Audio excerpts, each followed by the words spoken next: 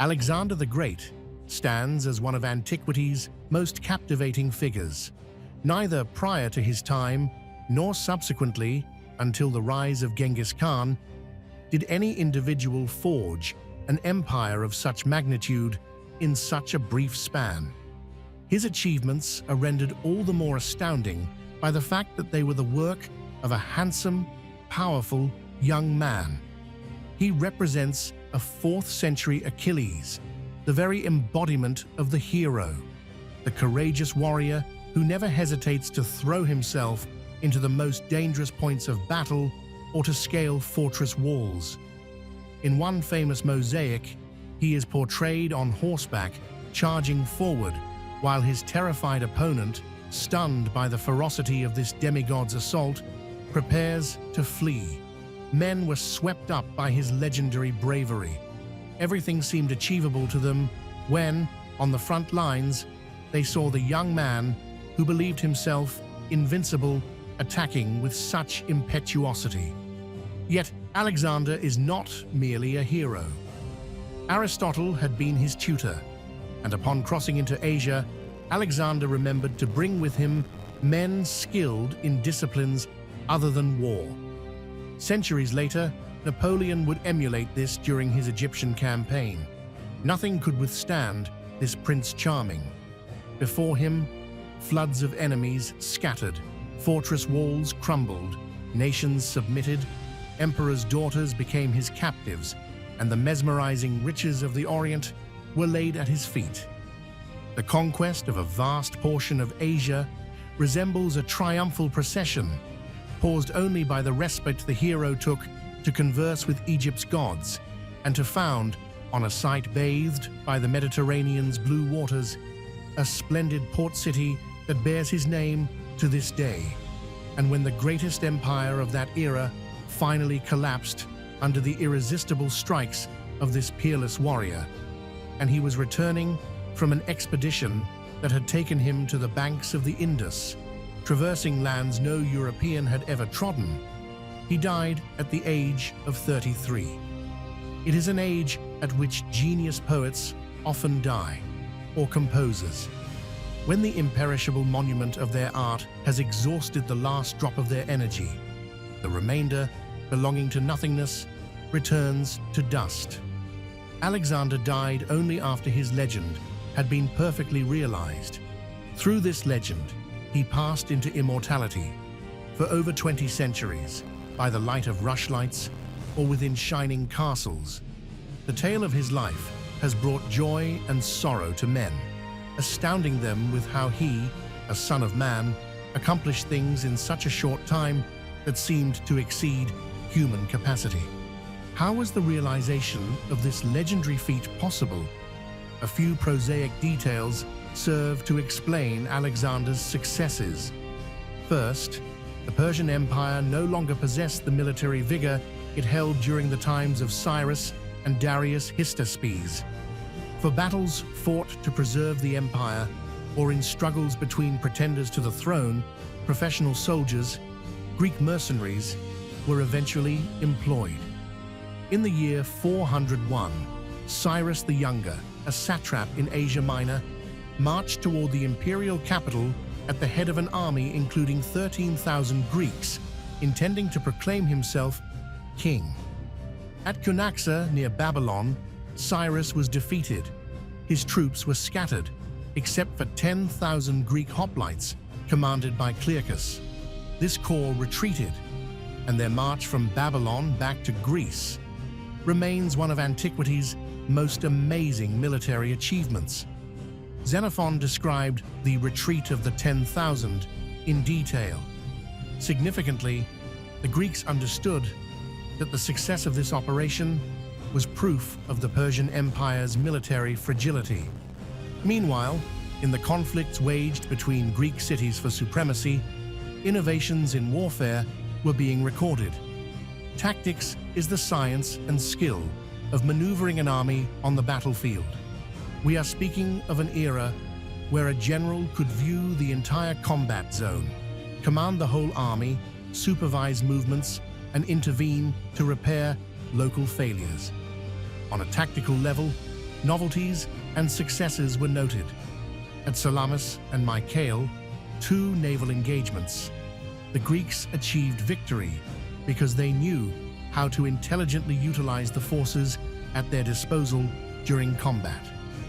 In land battles, innovations were introduced by Epaminondas, the Theban general considered by some historians to be the most original genius in military history.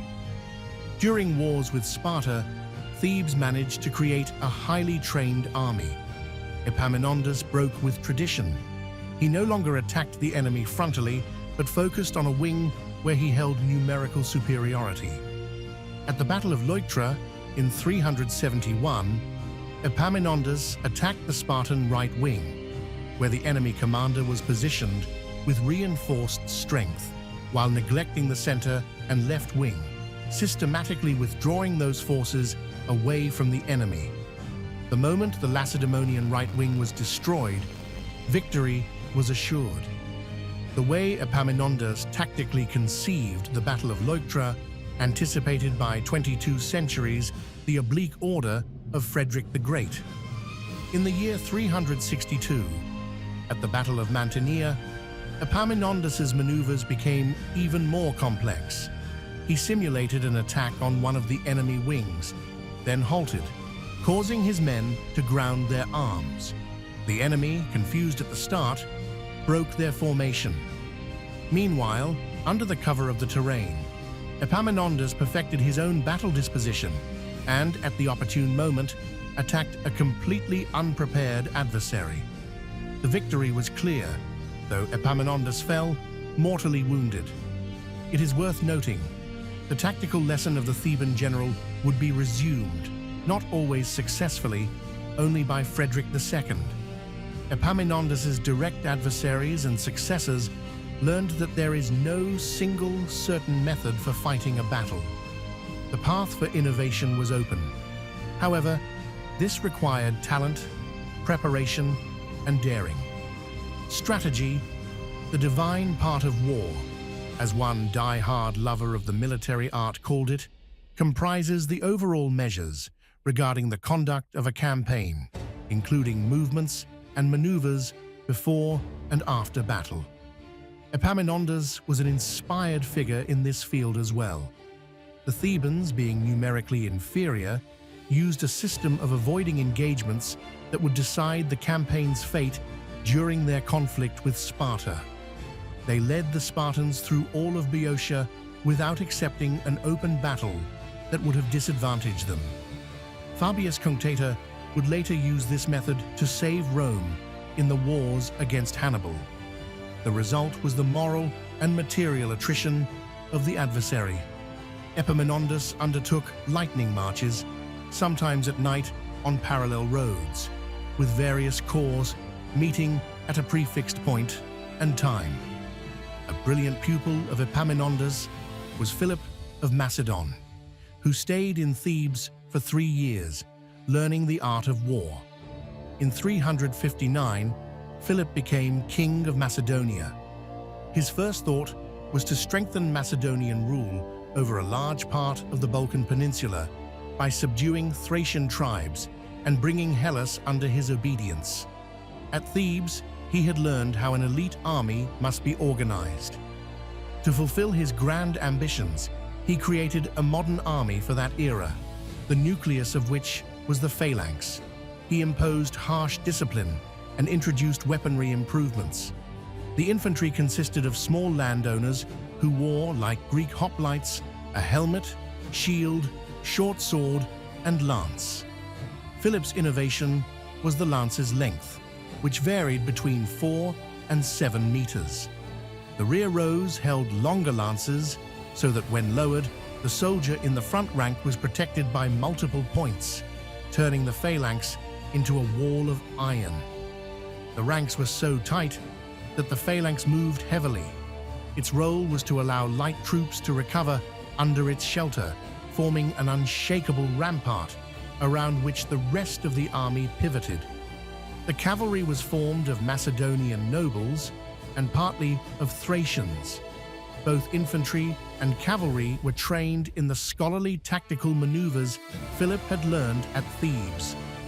After gradually occupying parts of Thrace, Amphipolis, and Thessaly, he intervened in the battles between Greek cities, eventually being received as a Hellene, a capacity in which he presided over the games at Delphi in 346 BCE.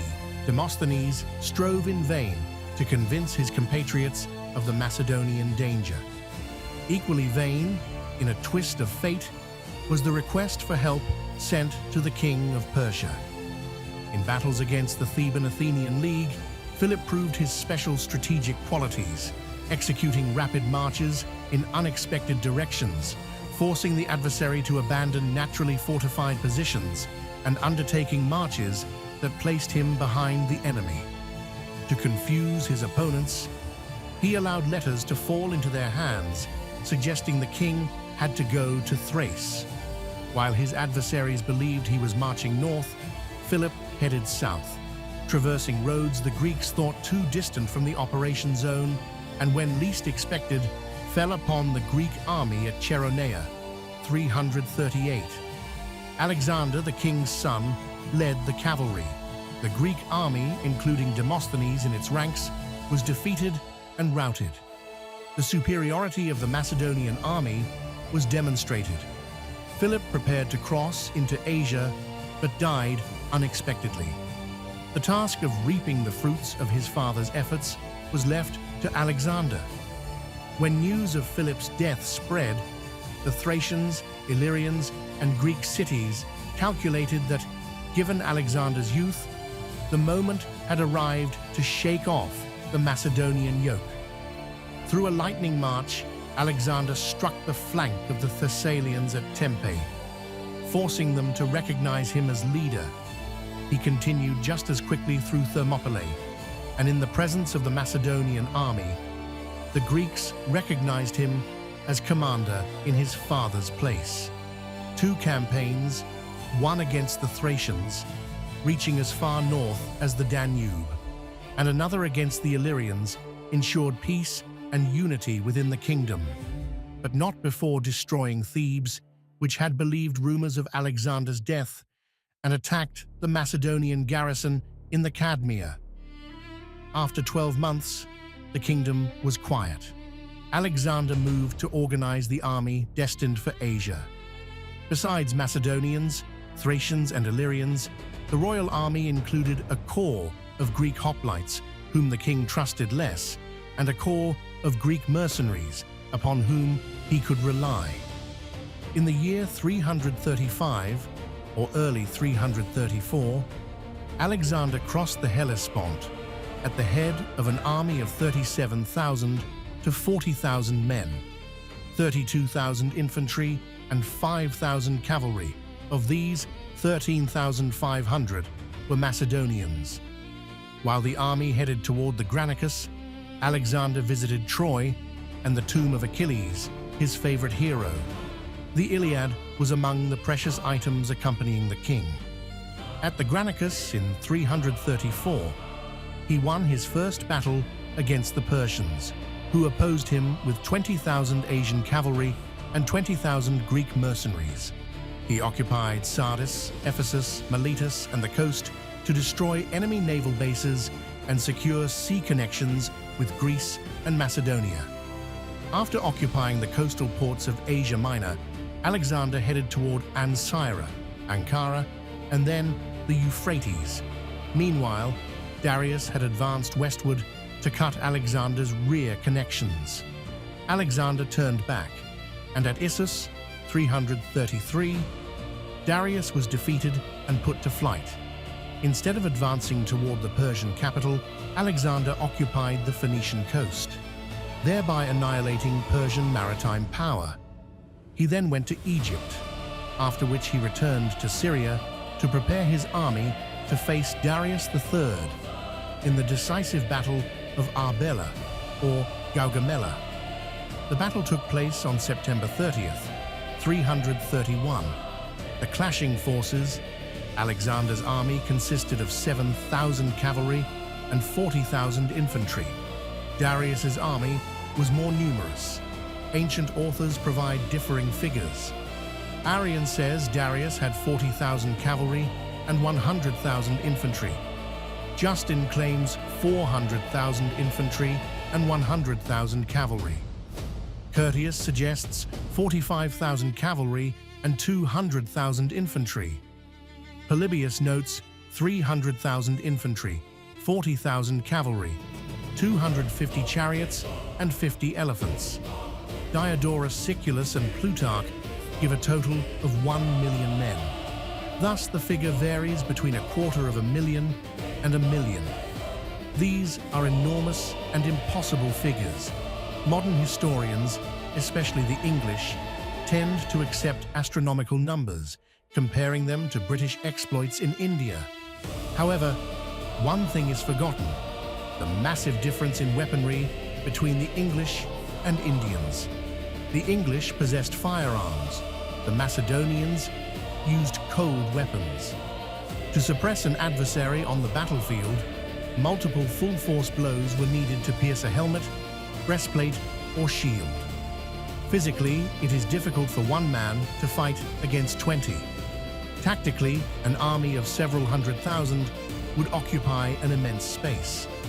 Ibn Khaldun, one of the sharpest minds of the 14th century, ridiculing the exaggerated figures advanced by chroniclers, observed that they failed to consider the space such an army would require for deployment or the problem of command. From antiquity to the modern era, battles were led by a single general who needed to encompass the whole field with his gaze. Ibn Khaldun had every reason to doubt these exaggerated figures, rejecting the idea that a single man could lead a battle when he could not see what was happening on his right or left. Practice has proven Ibn Khaldun right. Until 1813, even a battle like Wagram, with a front of several kilometers, could be followed by Napoleon via cannon smoke and prompt liaison reports. The forces at Wagram hovered around 100,000. In 1813, at Lutzen, Bautzen, Dresden, and Leipzig, large forces faced off over vast spaces. Napoleon could not lead the entire battle. Initiative fell to corps commanders. Only after the discovery of modern communication could large masses be directed. The figure of 1 million for Darius's army is unacceptable. Alexander's 50,000 men would have been lost in the Persian mass, no matter how brave or disciplined. The Medes were skilled archers, and Darius had heavy cavalry and Greek mercenaries. Even minor damage caused by them would have been felt by a small army. Darius's army was certainly more numerous than Alexander's, a figure double that of the Macedonian host. Perhaps 120,000 to 150,000 men can be accepted, but anything beyond that is fantasy. In the presence of the enemy, Alexander arranged his troops to face any attack from any direction.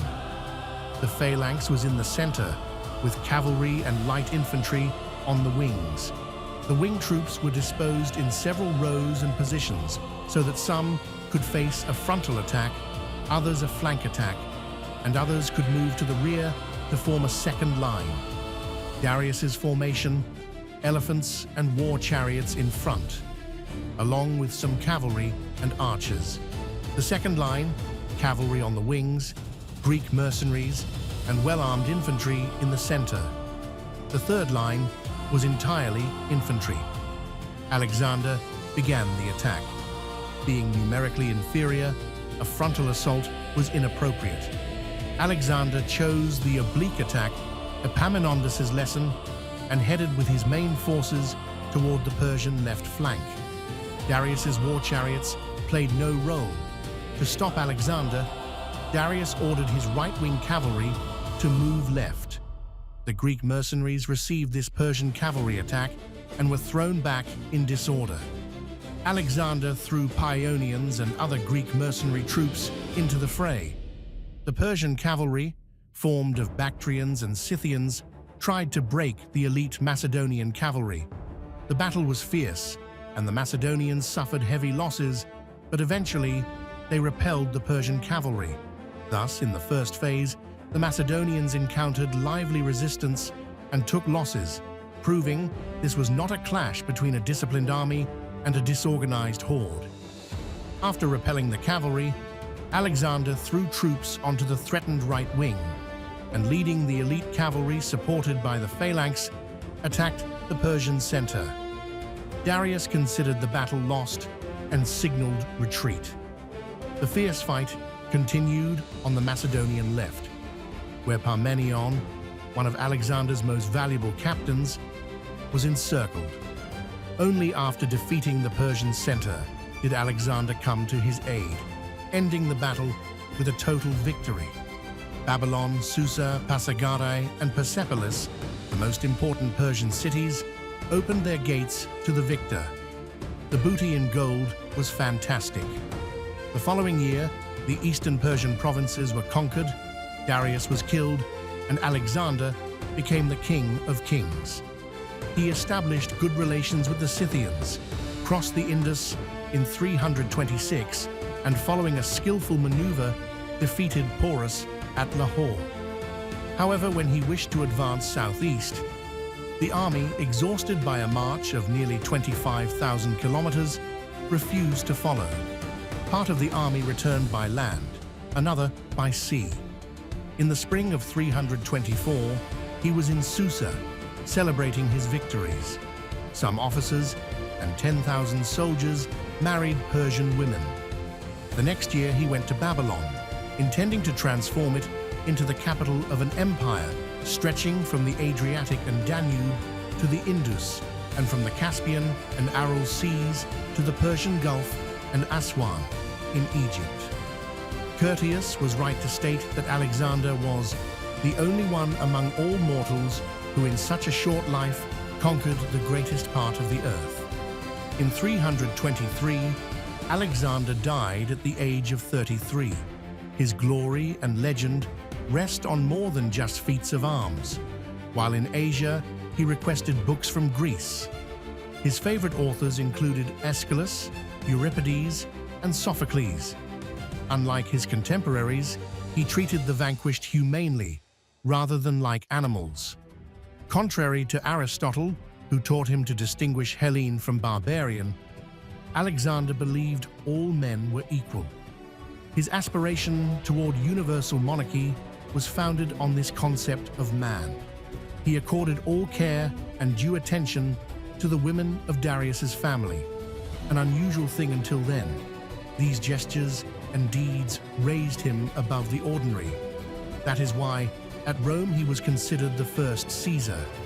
In Jewish folklore, he was hailed as the precursor of the Messiah, and the chiefs in Turkestan and Badakhshan saw in him their ancestor.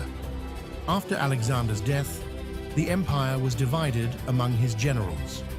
Greek culture spread to the eastern limits of his conquests and remained his most durable achievement. It was the first time Europe exercised such influence beyond the Hellespont.